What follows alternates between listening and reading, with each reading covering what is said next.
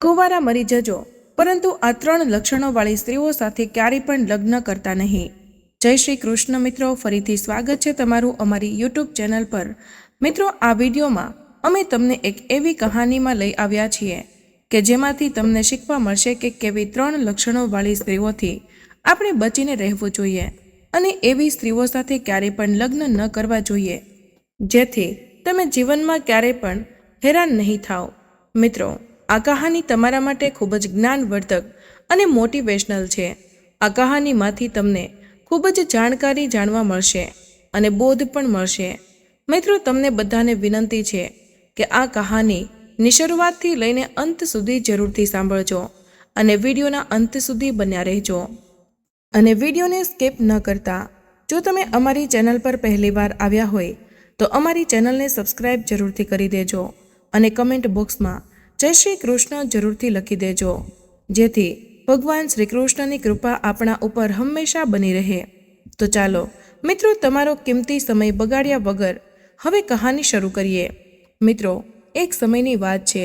કોઈ એક જંગલમાં એક પોપટ અને મેનાની જોડી એક ઝાડ ઉપર બેઠી હતી.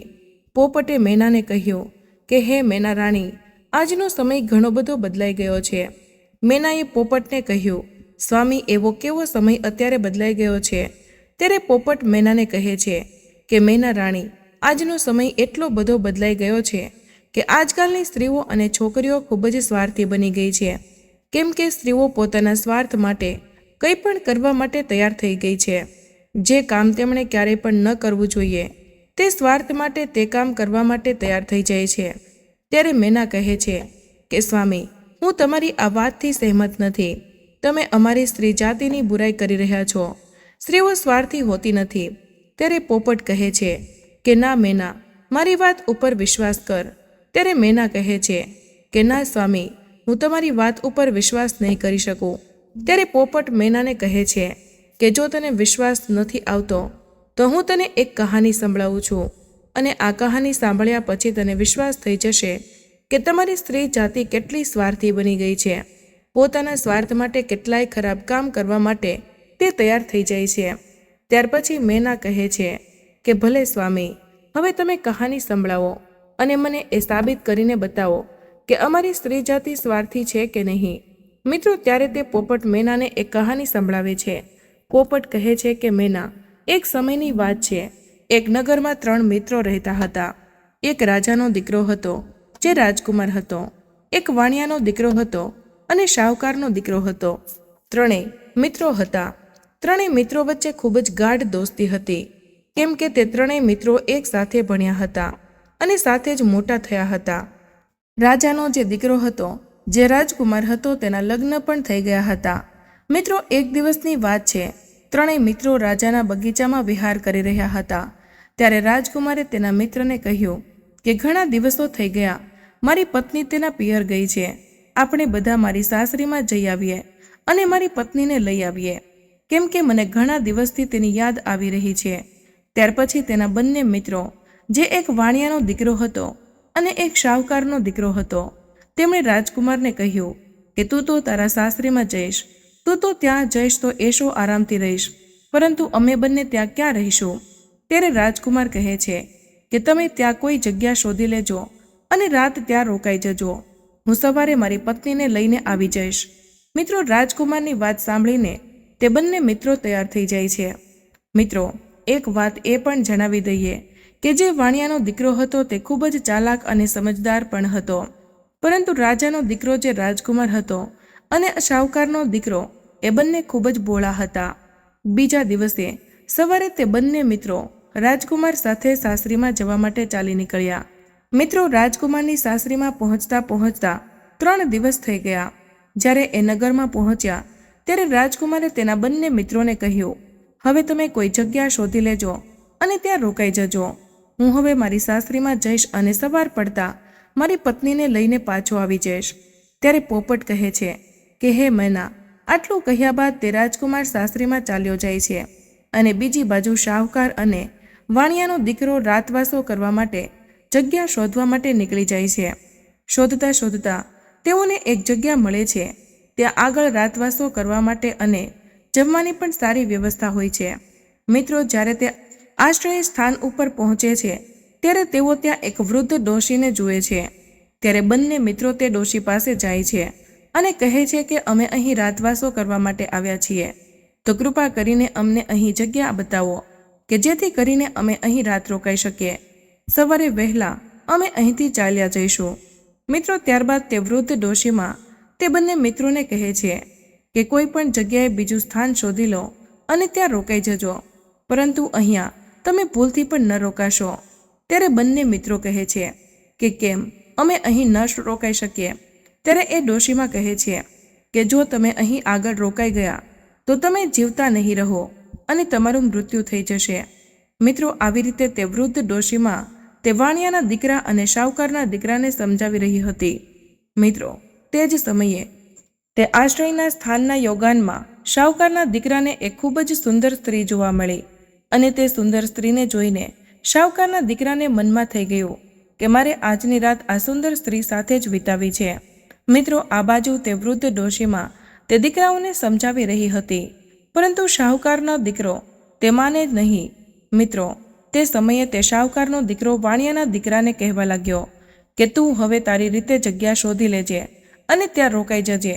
હવે અત્યારે તો હું આ સુંદર સ્ત્રી સાથે રાત વિતાવવા માટે જઈ રહ્યો છું. આટલું કહ્યા બાદ તે શાહુકારનો દીકરો સુંદર સ્ત્રીને લઈને આ જે ડોશીમાનું આશ્રય સ્થાન હતું તેમાં એક મોટો રૂમ હતો. તે રૂમમાં જઈને તેની સાથે સૂવા માટે જતો રહ્યો. મિત્રો, રાત થઈ ચૂકી હતી અને ઊંઘવાનો સમય પણ થઈ ગયો હતો. બીજી બાજુ તે પોપટ મેનાને કહે છે કે શાહુકારનો દીકરો તે સુંદર સ્ત્રી સાથે આશ્રય સ્થાનમાં ઊંઘવા માટે જતો રહ્યો અને વાણિયાનો દીકરો જે ખૂબ જ ચતુર અને સમજદાર હતો તે બહાર ઊભો રહ્યો. વાણિયાના દીકરાએ તેના મિત્રને ખૂબ જ રોક્યો, સમજાવ્યો, પણ તે માન્યો નહીં અને તે સુંદર સ્ત્રી સાથે રૂમમાં જતો રહ્યો. હવે બીજી બાજુ તે વાણિયાનો દીકરો જે વૃદ્ધ ડોશીમા પાસે જાય છે અને ડોશીમાને પૂછે છે કે મને એ નથી સમજાતું કે તમે એવું કેમ કહ્યું કે જે આ રૂમમાં રાતવાસો કરશે તે બચી નહીં શકે અને સવાર થતાં તે મૃત્યુ પામશે. એનું કારણ શું છે? મિત્રો, ત્યારે વૃદ્ધ ડોશીમાએ કહ્યું કે મેં તમને પહેલાં પણ કહ્યું, પરંતુ તમે મારી વાત માની નહીં. તારો મિત્ર જે શાહુકારનો દીકરો છે તે મારી વાત માન્યા વગર અંદર રૂમમાં પેલી સુંદર સ્ત્રી સાથે સૂવા માટે જતો રહ્યો છે. મને એટલો ડર છે કે સવારે તે જીવતો બહાર નહીં નીકળે. મિત્રો, પછી તે વૃદ્ધ ડોશીમાં તે વાણિયાના દીકરાને કહે છે તે હમણાં જે સુંદર સ્ત્રી જોઈને તે સુંદર સ્ત્રી વેશ્યા છે અને એક નાગણ પણ છે. આ જે સ્ત્રી છે તે રાત્રે પોતાનું રૂપ બદલી લે છે અને જેની સાથે તે સૂઈ જાય છે તેને રાતમાં ડંખ મારીને તેનું મૃત્યુ નિપજાવી દે છે, તેને મારી નાખે છે. એટલા માટે મને ડર લાગે છે કે જે ગયો છે એ હવે પછી ક્યારેય જીવતો પાછો નહીં આવે. વૃદ્ધ ડોશીમાની આ વાત સાંભળીને વાણિયાનો દીકરો હતો તે ખૂબ જ ડરી ગયો અને ડોશીમાને કહેવા લાગ્યો કે હવે તમે જ કોઈ રસ્તો બતાવો કે જેથી હું મારા મિત્રને બચાવી શકું. ત્યારે વાણિયાના દીકરાની વાત સાંભળી તે ડોશીમા કહે છે કે હું તને એક તલવાર આપું છું. આ તલવારથી જો તું તે નાગણને મારી શકે તો જ તારો મિત્ર બચી શકશે. વાણિયાનો દીકરો ચતુર હતો અને તે સમજદાર હતો, જેથી તેને ડોશીમાને કહ્યું, ડોશીમા, લાવો તલવાર, હું કોઈ પણ ભોગે મારા મિત્રને બચાવીશ, પરંતુ ભલે ને મારે મારો જીવ પણ આપી દેવો પડે. મિત્રો, ત્યારબાદ ડોશીમા પાસેથી તલવાર લઈને તે વાણિયાનો દીકરો આશ્રય સ્થાનમાં આવેલા મોટા રૂમમાં જાય છે અને ત્યાં જઈને જુએ છે તો શાહુકારનો દીકરો તે વેશ્યા સાથે સૂઈ રહ્યો હતો. ત્યારે બાજુમાં એક ખૂણામાં તે વાણિયાનો દીકરો બેસી જાય છે અને બેઠો બેઠો વાણિયાનો દીકરો વિચારતો હોય છે, રાહ જોતો હોય છે કે ક્યારે આ સ્ત્રી પોતાનું રૂપ બદલીને નાગણના રૂપમાં આવી જાય અને હું તલવારથી તેને મારી નાખું. મિત્રો, બીજી બાજુ અડધી રાત થવા આવી અને હવે તે સુંદર સ્ત્રી નાગણનું રૂપ લઈને તૈયાર થઈ ગઈ હતી. તે શાહુકારના દીકરાને ડંખ મારવા જઈ રહી હતી.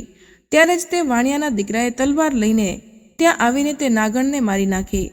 મિત્રો, આવી રીતે તે વાણિયાના દીકરાએ તેના મિત્રનો જીવ બચાવ્યો અને જે મરી ગયેલ નાગણ હતી તેને પલંગ નીચે છુપાવી દીધી.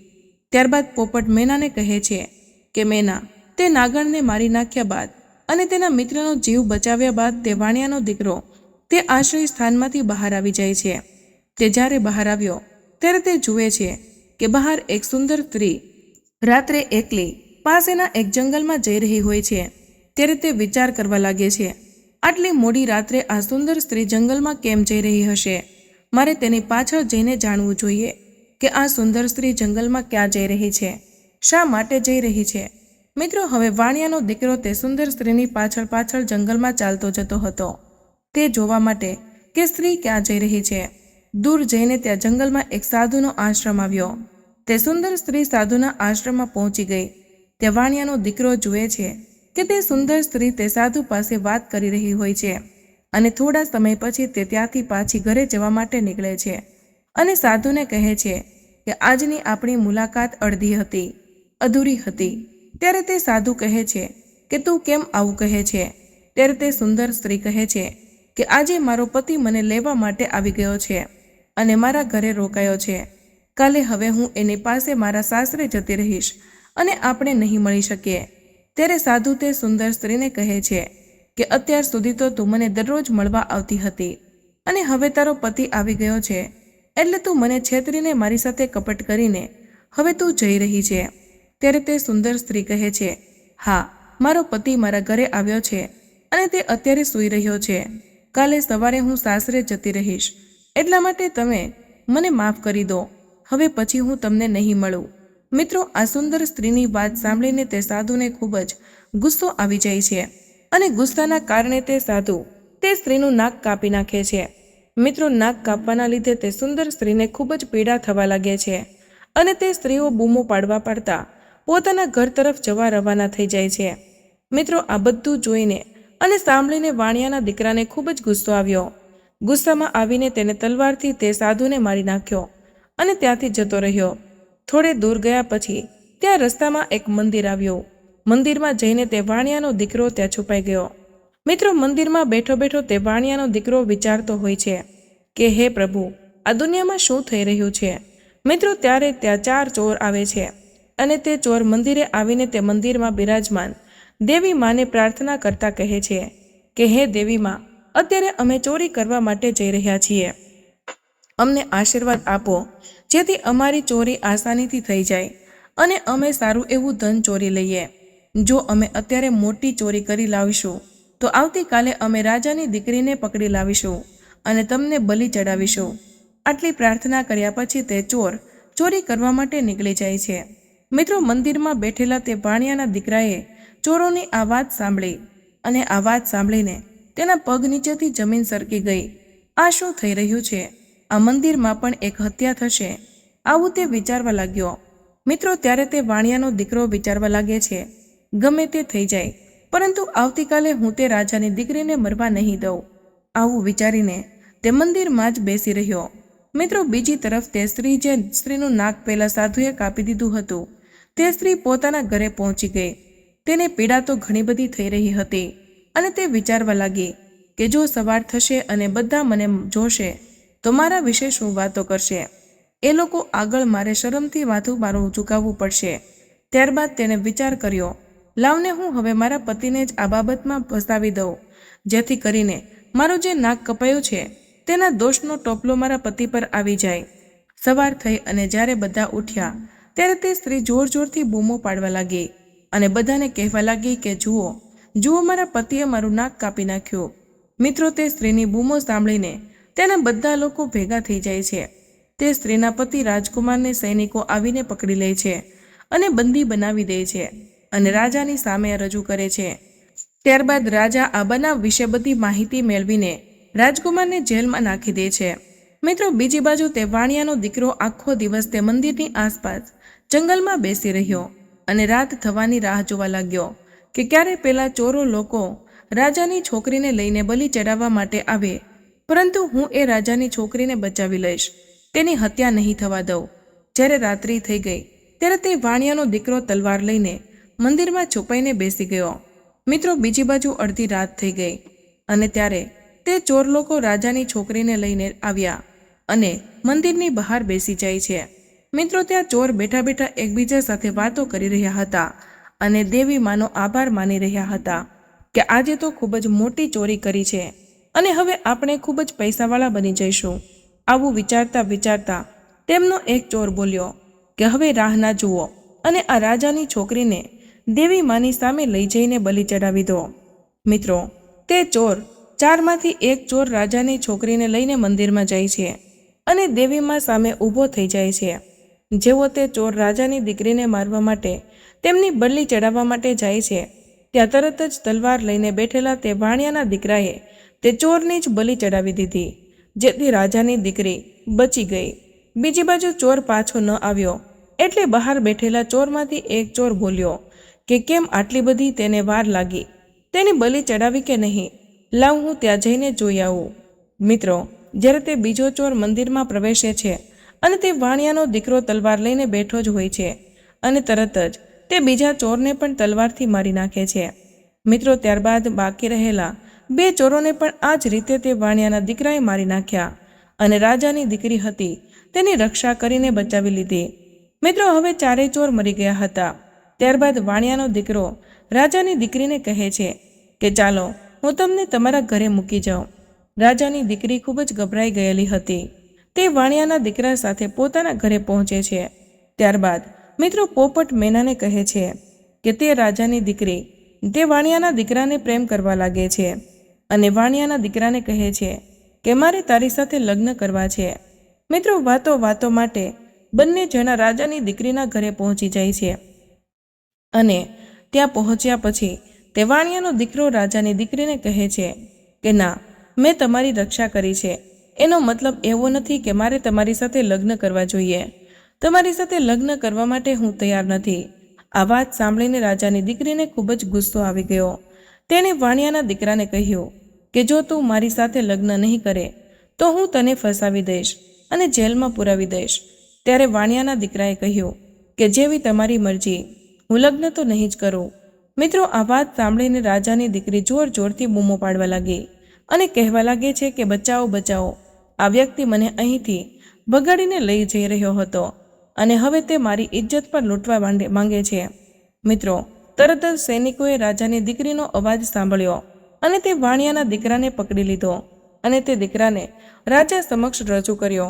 સૈનિકોએ રાજાને કહ્યું કે મહારાજ, આ વ્યક્તિ રાજકુમારીને ભગાડીને લઈ જઈ રહ્યો હતો અને રાજકુમારીની ઇજ્જત લૂંટવાનો પણ પ્રયાસ કરી રહ્યો હતો. અમને રાજકુમારીનો અવાજ સંભળાયો એટલે અમે તેમને બચાવી લીધી, નહીં તો અમને અવાજ ન સંભળાયો હોત તો આ વ્યક્તિ રાજકુમારીની ઇજ્જત લૂંટી લેત. મિત્રો, આ સાંભળીને રાજાને ખૂબ જ ક્રોધ આવી ગયો. તેમણે વાણિયાના દીકરાને જેલમાં પૂરી દીધો. પહેલાથી જ તેના બંને મિત્રો જેલમાં પૂરાયેલા હતા, જ્યાં શાહુકારનો દીકરો હતો અને રાજાનો દીકરો હતો. મિત્રો, ત્યાં જ વાણિયાના દીકરાને તેના બંને મિત્રો મળી ગયા હતા. શાહુકારનો દીકરો એટલા માટે જેલમાં હતો કે વૃદ્ધ ડોશીમાના આશ્રમમાંથી વેશ્યાને મારી નાખી હતી. તેનો આરોપ શાહુકારના દીકરાના માથે લાગ્યો હતો. જ્યારે રાજાનો જે દીકરો હતો તે એટલા માટે જેલમાં હતો કે તેના ઉપર આરોપ હતો કે તેણે તેની પત્નીનું નાક કાપી નાખ્યું હતું. હવે ત્રણેય મિત્રો સાથે મળીને ત્યાં જેલમાં બેઠા હોય છે. મિત્રો, બીજા દિવસે સવારે રાજા ત્રણેય મિત્રોને દરબારમાં બોલાવે છે અને ત્રણેયને સજા સંભળાવવા માટે રાજા તૈયાર થઈ જાય છે. દરબાર ખીચોખીચ ભરેલો હતો અને ત્યારે રાજાએ સૌથી પહેલા શાહુકારના દીકરા પાસે બોલાવ્યો અને કહ્યું, તું ક્યાંનો રહેવાવાળો છે અને તારું નામ શું છે? ત્યારે શાહુકારના દીકરાએ કહ્યું, હું શાહુકારનો દીકરો છું.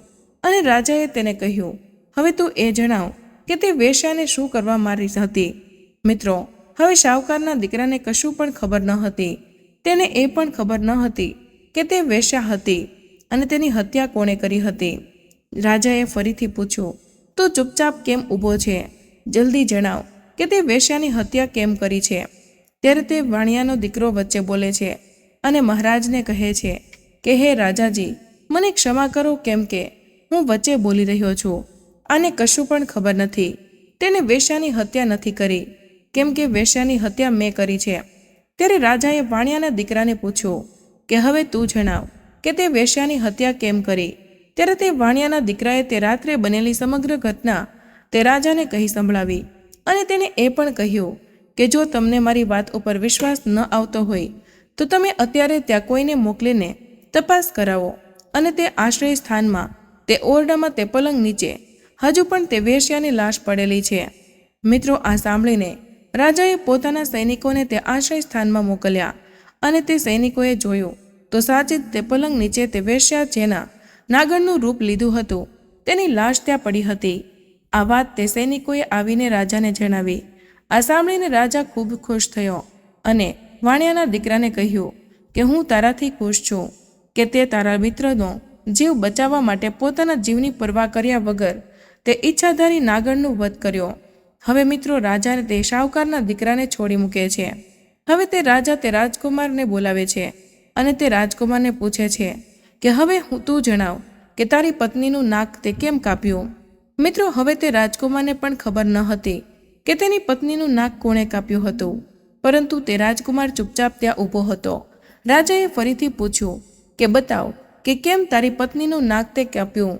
મિત્રો ત્યારે પણ વાણિયાનો દીકરો રાજાને કહ્યું કે રાજાજી મને ક્ષમા કરો, પરંતુ આ જે રાજકુમાર છે તેને નથી ખબર કે તેની પત્નીનું નાક કોણે કાપ્યું, પરંતુ મને ખબર છે કે તેની પત્નીનું નાક કોણે કાપ્યું છે. હું તમને સમગ્ર ઘટના જણાવું છું. હવે તે વાણિયાના દીકરાએ તે રાત્રે બનેલી સમગ્ર ઘટના રાજાને જણાવી. ત્યારે રાજાએ કહ્યું કે હું તારી વાત ઉપર કેવી રીતે વિશ્વાસ કરું. ત્યારે વાણિયાનો દીકરો કહે છે અત્યારે તમે તમારા સૈનિકોને જંગલમાં આવેલા તે આશ્રમ પર મોકલો. તે સાધુની લાશ પણ ત્યાં જ પડી હશે. ત્યાર પછી તે સૈનિકો જંગલમાં જઈને તે આશ્રમ પર પહોંચે છે અને તેઓ તે સાધુની લાશને જુએ છે. પાછા રાજમહેલમાં આવીને રાજાને કહે છે કે મહારાજ આ વાણિયાની વાત સાચી છે, ત્યાં આગળ તે સાધુની લાશ પડી છે. મિત્રો આ સાંભળીને રાજાએ તે રાજકુમારને પણ છોડી દીધો. રાજકુમાર પણ બચી જાય છે. મિત્રો ત્યારે પોપટ મેનાને કહે છે કે હવે વાણિયાના દીકરાની વારી આવી. તેને રાજા સામે પોતાના બંને મિત્રોને બચાવી લીધા હતા. મિત્રો હવે રાજા તે વાણિયાના દીકરાને કહે છે તે તો તારા બંને મિત્રોને જિંદગી બચાવી લીધી, પરંતુ હવે તું મને એ જણાવ કે તું મારી દીકરીને પકડીને કેમ લઈ જઈ રહ્યો હતો. તું કેમ મારી દીકરીની ઇજ્જત લૂંટવા માંગતો હતો. હવે તું નહીં બચે. મિત્રો હવે તે વાણિયાનો દીકરો કહે છે કે મહારાજ મને ક્ષમા કરો, તમારી દીકરીએ મને ફસાવ્યો છે. કેટલાક ચોર તમારી દીકરીને બલિ ચડાવવા માટે લઈ ગયા હતા. હું તે સમયે ત્યાં મંદિરમાં જ હતો અને મારા હાથમાં તલવાર હતી, કેમ કે હું તે સમયે પેલા સાધુને મારીને આવ્યો હતો. અને જ્યારે તે ચોરો વારાફરતી તમારી દીકરીને બલિ ચડાવવા માટે આવ્યા ત્યારે મેં બધા જ ચોરોને મારી નાખીને તમારી દીકરીની રક્ષા કરી. જો તમને મારી વાત પર વિશ્વાસ ન આવતો હોય તો અત્યારે તે ચોરોની લાશ તે મંદિરમાં પડેલી છે, તો તમે તમારા સૈનિકોને મોકલીને ત્યાં તપાસ કરી શકો છો. મિત્રો ત્યારે રાજા સૈનિકોને તે મંદિરમાં મોકલે છે અને તે સૈનિકો મંદિરે પહોંચે છે અને જુએ છે તો તે ચોરોની લાશ ત્યાં જ પડી હતી. તેઓ પાછા આવીને રાજાને કહે છે કે આ વાણિયાના દીકરાની વાત સાચી છે, તે ચોરોની લાશ ત્યાં જ છે અને તે સાચું બોલી રહ્યો છે. પછી વાણિયાનો દીકરો કહે છે જ્યારે તમારી દીકરીને તે ચોરોથી બચાવીને હું રાજમહેલ તરફ આવી રહ્યો હતો ત્યારે તમારી દીકરીને મારા પ્રત્યે પ્રેમ જાગ્યો અને તે મારી સાથે લગ્ન કરવા તૈયાર થઈ ગઈ હતી. ત્યારે મેં કહ્યું કે હું તમારી સાથે લગ્ન કોઈ પણ સંજોગોમાં નહીં કરી શકું. ત્યારે તમારી દીકરીએ મને ફસાવવા માટે કહ્યું કે જો તું મારી સાથે લગ્ન નહીં કરે તો હું રાજાને કહીને તને જેલમાં પુરાવી દઈશ. મિત્રો વાણિયાના દીકરાની આ વાત સાંભળીને રાજાનો ચહેરો શરમથી ઝૂકી જાય છે. ત્યારબાદ રાજા તે વાણિયાના દીકરાની માફી માંગે છે અને તે દીકરાને માન સન્માન સાથે છોડી મૂકે છે. મિત્રો આવી રીતે તે વાણિયાના દીકરાએ તેના બંને મિત્રોને પણ બચાવી લીધા અને પોતે સ્વયં પણ બચાવી લીધો. ત્યારબાદ ત્રણેય મિત્રો હસતા હસતા પોતાના નગરમાં પાછા આવી જાય છે અને આરામથી બાકીની જિંદગી ત્યાં રહીને વિતાવવા લાગે છે. મિત્રો હવે તે પોપટ મેનાને કહે છે કે મેના, જોયું ને આ રીતે અત્યારે સમગ્ર સ્ત્રી જાતિ સ્વાર્થી બની રહી છે અને પોતાના સ્વાર્થ માટે ગમે તેટલું પણ ખરાબ કામ કરવા માટે તે તૈયાર થઈ જાય છે. પોતાના સ્વાર્થ માટે ગમે તેટલું દુઃખ પણ ભોગવવાનું થાય તો પણ તે ભોગવવા માટે તૈયાર થઈ જાય છે. મિત્રો પોપટની વાત સાંભળીને મેના ચૂપ થઈ જાય છે. ત્યારબાદ પોપટ મેનાને કહે છે કે હે મેના રાણી, એટલે જ હું તમને કહું છું કે ભલેને ભૂખે મરી જવું પડે, પરંતુ આ 3 લક્ષણોવાળી સ્ત્રીઓ સાથે ક્યારેય પણ લગ્ન કરવા જોઈએ નહીં. ત્યારબાદ પોપટ મેનાને સમજાવે છે કે આ 3 લક્ષણોવાળી સ્ત્રીઓમાં પહેલી સ્ત્રી એ છે કે જે પત્ની હોવા છતાં પણ પારકા પુરુષો સાથે પ્રેમ કરે છે અને ચોરી છુપીથી તેને મળવા માટે જાય છે અને પોતાના પતિવ્રતા ધર્મનું પાલન કરતી નથી. તેથી આવી સ્ત્રીઓથી હંમેશા બચીને રહેવું જોઈએ અને આવી સ્ત્રીઓથી દૂર રહેવું જોઈએ. અને બીજી સ્ત્રીઓ એ છે જે વેશ્યા તરીકે પોતાની જિંદગી વિતાવી રહી છે, જે નાગણની જેમ રહે છે અને પોતાની હવસને સંતોષવા માટે તેને પોતાના પતિની હત્યા પણ કરવી પડે તો તે કરવા માટે તૈયાર થઈ જાય છે. તેથી આવી વેશ્યા પ્રવૃત્તિવાળી લક્ષણો ધરાવતી સ્ત્રીઓથી દૂર રહેવું જોઈએ. આવી સ્ત્રીઓ સાથે ક્યારેય પણ લગ્ન કરવા માટેની ઈચ્છા કરવી જોઈએ નહીં. પછી પોપટે કહ્યું, હે મેના, ત્રીજી સ્ત્રી એ છે જેનો જીવ કોઈ વ્યક્તિ બચાવે જે મરવા માટે જઈ રહી હોય અને કોઈ તેનો જીવ બચાવે અને તે વ્યક્તિ સાથે તે સ્ત્રી લગ્ન માટેની ઈચ્છા જાહેર કરે, તેની સાથે જ ખરાબ વર્તન કરે અને તે સામેવાળો વ્યક્તિ તે સ્ત્રી સાથે લગ્ન કરવા ન માંગતો હોય, પછી તે સ્ત્રી તે વ્યક્તિને ખોટી રીતે ફસાવીને મરાવી નાખે અથવા તેને જેલમાં પુરાવી દે અથવા તેને સજા અપાવે તો આવી સ્ત્રીઓ સાથે પણ લગ્ન ન કરવા જોઈએ અને આવી સ્ત્રીઓથી દૂર રહેવું જોઈએ. મિત્રો, આ કહાની પરથી એ જ જાણવા મળે છે, ભલે કુંવારા મરી જવું પડે, પરંતુ આવા 3 પ્રકારના લક્ષણોવાળી સ્ત્રીઓ સાથે લગ્ન નહીં કરતા અને આવી સ્ત્રીઓથી હંમેશા બચીને રહેવું જોઈએ.